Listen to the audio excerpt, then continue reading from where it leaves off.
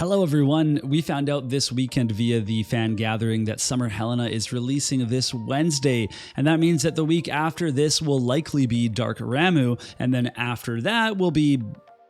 who really knows at this point? So in this video, I'm going to cover everything you need to know about Summer Helena so that you can make an informed decision on whether or not you want to pull for her on Wednesday.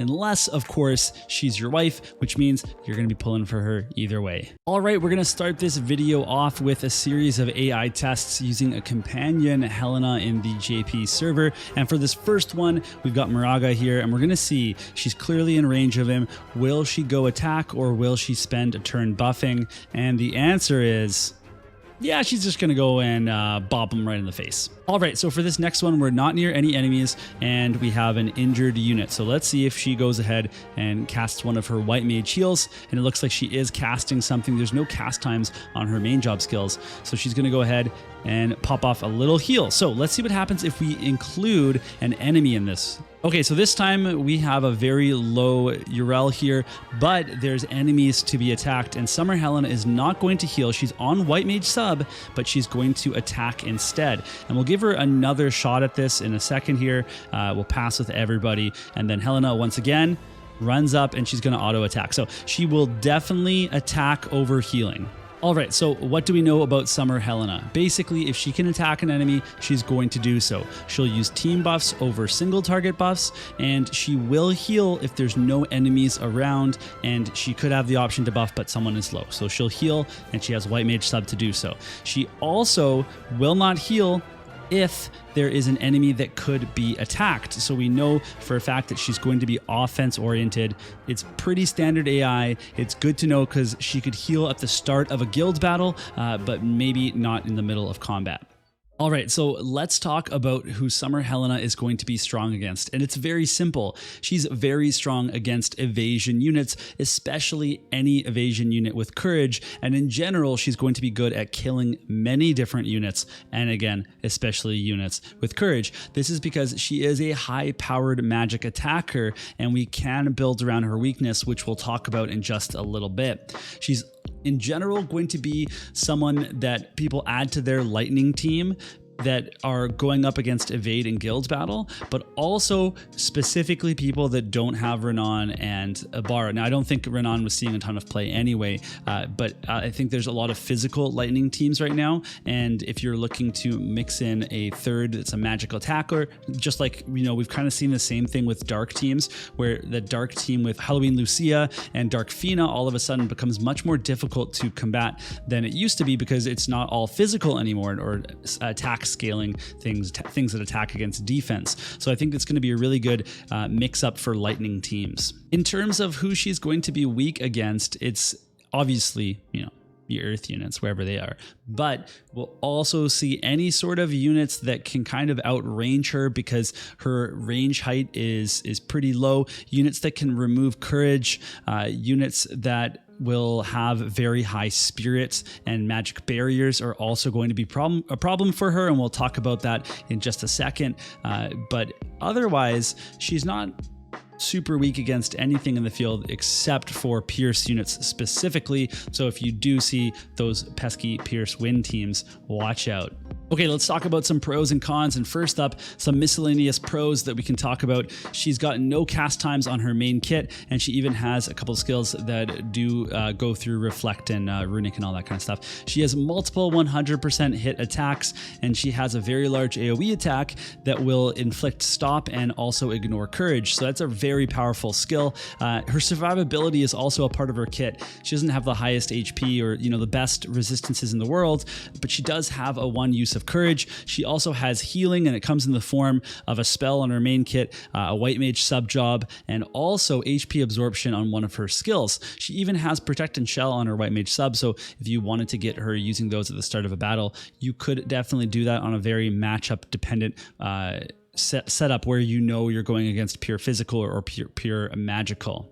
Now, in terms of her damage, it's going to be pretty high because she has a very high magic stat. She has a 60% magic boost on her passive, but she also has a really great buff, a team buff that gives 40% magic and attack to herself and also all of her allies. It also is going to give her a special ability that allows her to increase her modifier for her skills by 50%. However, it will cost half the amount of AP that the skill costs in her TP. So if she doesn't have TP to use this ability, it just won't activate. But basically, you'll start using your full AP cost, half of that value in TP for all of your casts, and it will increase your damage by 50%. It's like she had 50% lightning attack up or something like that.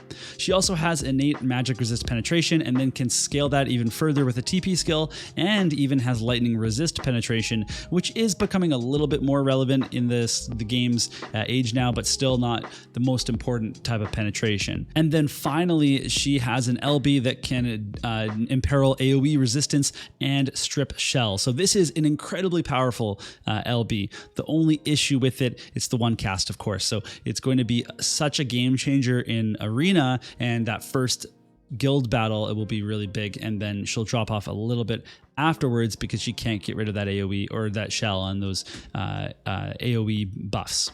Next up, we have to talk about the cons, but before that, we're halfway through the video and hopefully you've been enjoying it. And if you have, consider giving it a like. It's a really easy thing for you to do that helps me out a lot with the YouTube algorithm and pushing the engagement up. So okay, so cons. There's three big ones. So, and it's all to do kind of with her damage. So no spirit penetration, period, on the kit. That is pretty big. However, we are going to get a farmable gloves, and she is a glove user that has 20% spirit penetration. And then Dark Ramu, the VC, will also have spirit penetration on the bestowed. So if you give those to her, I think she gets up to 40%, which is certainly, decent. That's where a lot of people get with passives. And then you can't really build as high as other people because other people have 40%, and then you give them 20 from a weapon or 10 from a rune. So it is going to be very important to get Dark Ramu if you want her to be doing her max damage. She also can't break magical barriers, and that's going to be a problem if she runs into a magic tank. So I'm thinking that you'll want to bring someone else that can break barriers, or you'll just have to kind of slog through a longer match, whatever it is. Those are two pretty big hangups for her damage. And then this third one isn't necessarily about her damage, but it's her ability to deal damage, because her low range height on her skills will mean on certain maps that she'll have trouble using them, because they're all the max height she has is range height 1, and if anyone is 2 squares up, she can only hit them if she targets 1 square up with an AoE that goes 1 up, and it kind of limits some of her abilities that she'll be able to pull off. So next up, I'd like to talk about her compared to other magic damage dealers, and specifically we'll look at the Lightning Crew, because I think that's where a lot of people will be looking, oh, should I wait for Ibara to come back? Should I build up Ranan when he comes back? Which of these lightning mages is best for my team? So she has higher agility and magic, as you can see by the graphic here. And what I've done is I've equipped the passives that will increase their magic and agility, so that you can kind of see once they get their passives on, where do they land. And this is where you see Summer Helena has a very, very high magic stat. And then we also have that TP ability that gives her more damage. You can see where her damage is going to scale quite a bit.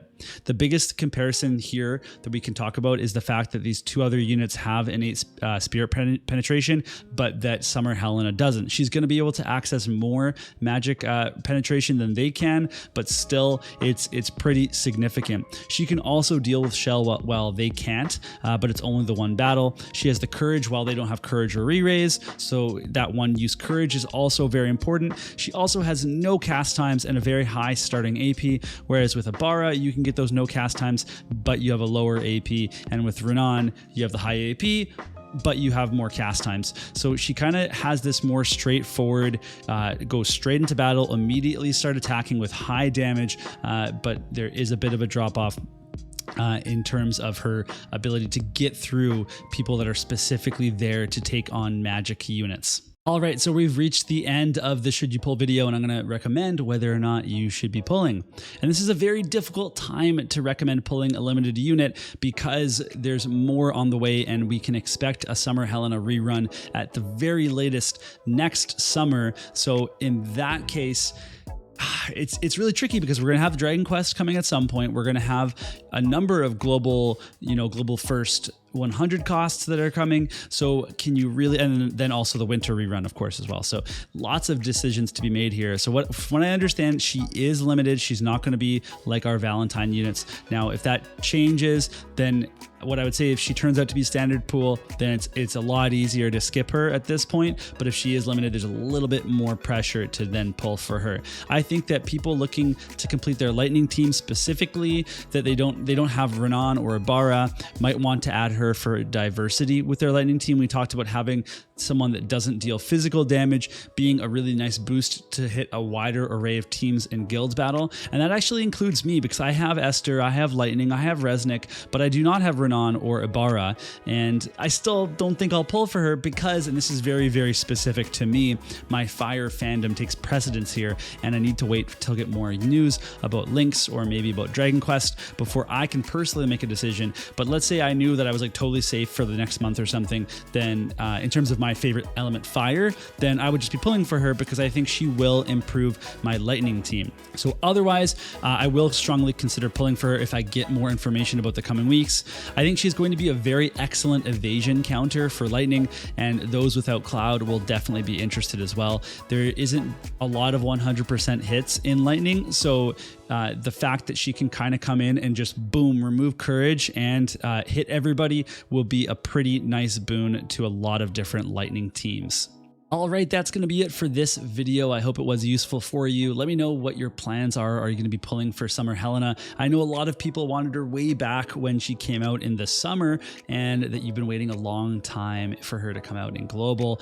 I'm really tempted to pull for her, but I don't think that I'm going to unless we get some early news about what else is coming, or, depending on how long her banner runs for, maybe there's a chance that I end up going for her. But otherwise, I'll just be, happy saving for this hinted at fire unit that's coming that's going to be very powerful. So hopefully that happens with Lynx and not with somebody else that's coming down the pipeline. And I'll be a very happy Mysidian.